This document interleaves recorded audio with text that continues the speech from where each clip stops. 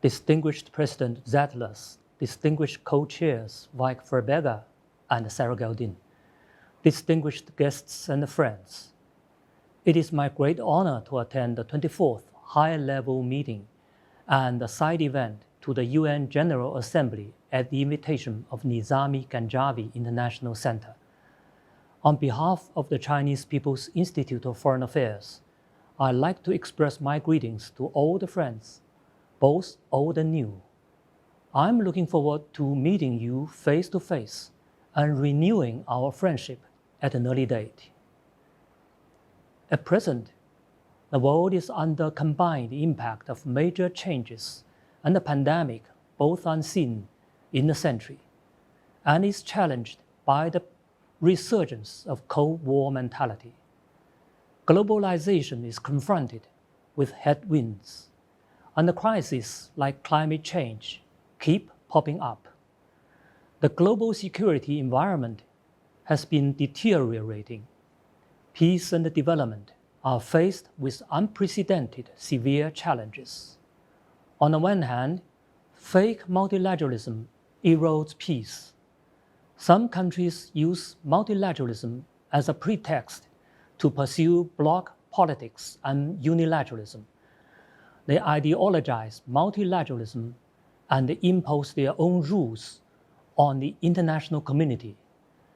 They cling to the Cold War mentality and are obsessed with unilateralism, zero-sum game, and bloc confrontation, presenting challenges to the global governance system and international order. In this regard, the problems triggered by several rounds of NATO's eastward expansion and the resultant lessons are profound. On the other hand, the North-South gap impedes development. Now the world economy faces unprecedented pressure due to the complex interplay of climate change, energy crisis, food security, and rising inflation. Inequality continues to grow, and the North-South gap risks further widening and even perpetuation. International development cooperation loses momentum. The pandemic has worsened the situation in developing countries. As a result, the global efforts to implement the UN 2030 Agenda for Sustainable Development face more difficulties. Friends, by setting the theme of this high-level meeting as challenges and multi-stakeholder responses to peace, security, and the climate crisis, I believe NGIC hopes that all parties will, through calm and rational dialogue, have some in-depth considerations on the fundamental issues and the crisis management related to international security. What kind of international security do we really need? How can we get out of the conflicts and turmoil under the current situation and avoid a larger scale security disaster? How should the international community respond to challenges to get out of the crisis and bring back peace? Here, I'd like to share with you the following points. First, we need to uphold true multilateralism. What is true multilateralism? As President Xi Jinping pointed out, multilateralism is about having international affairs addressed through consultation and the future of the world decided by everyone working together. We should promote extensive consultation and a joint contribution to deliver shared benefits, advocate openness and inclusiveness, and oppose closure and exclusion. We need to promote democracy in international relations and insist on equal-footed consultation instead of supremacy over others. As countries are interdependent in today's world, we must go beyond the I win, you lose Cold War mentality and replace confrontation, coercion, alliance, and zero-sum with dialogue consultation, partnership, and win-win results. Second, we need to advocate a new vision of security.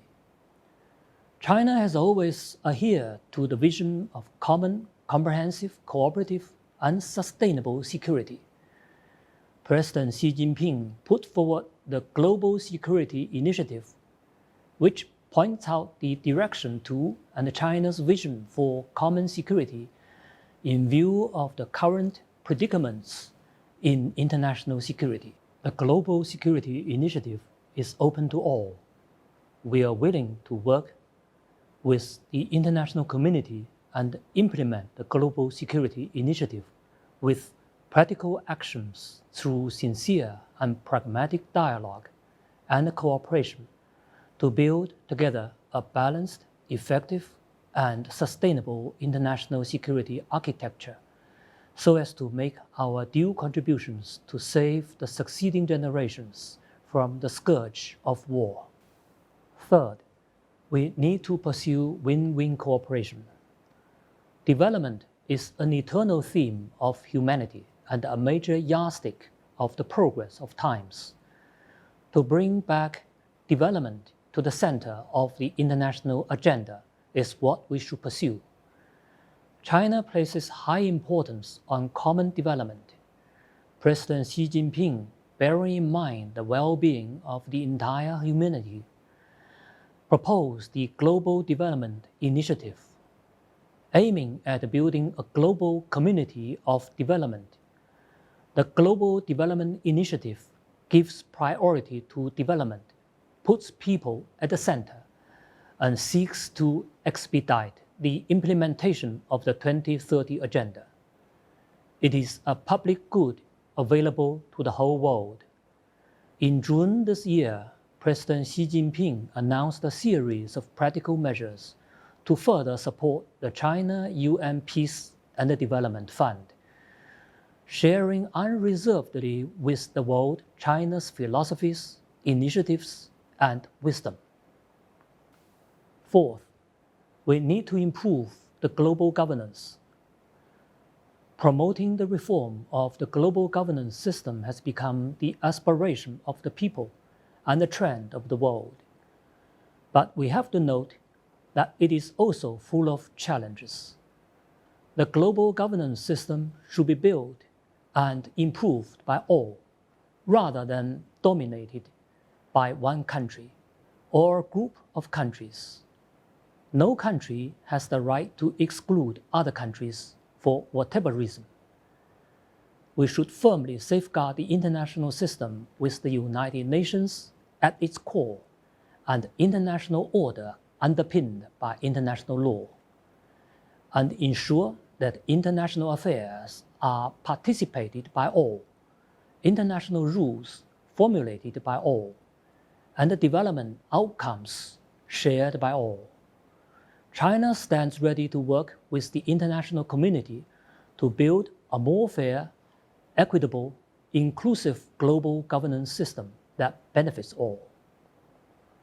Fifth, we should jointly tackle climate change. Today, promoting green and low-carbon transformation and achieving sustainable development has become the overwhelming consensus of the international community. Under the guidance of President Xi Jinping's thought on ecological civilization, China is committed to real actions on global climate governance. We have made a solemn pledge to strive to peak CO2 emissions before 2030 and achieve carbon neutrality before 2060 to build a modern country where man and nature can live in harmony, and make joint efforts to build a community of all life on earth and a clean and beautiful world for us all. China will, as always, actively participate in international and multilateral cooperation on climate change and make its own contributions to addressing the global challenges of climate change. Friends, like sunlight and air, Peace is essential for the survival and the development of mankind. Universal security and common prosperity is the eager aspiration of the people all over the world. President Xi Jinping stressed that only when we all cherish and uphold peace and never forget the painful lessons of war can there be hope of peace. China will continue to uphold the idea of a community of shared future for mankind, actively implement Global Development Initiative and Global Security Initiative proposed by President Xi Jinping, open up a broad path toward lasting peace and universal security, and forge a strong synergy to build a community with a shared future for mankind. Thank you.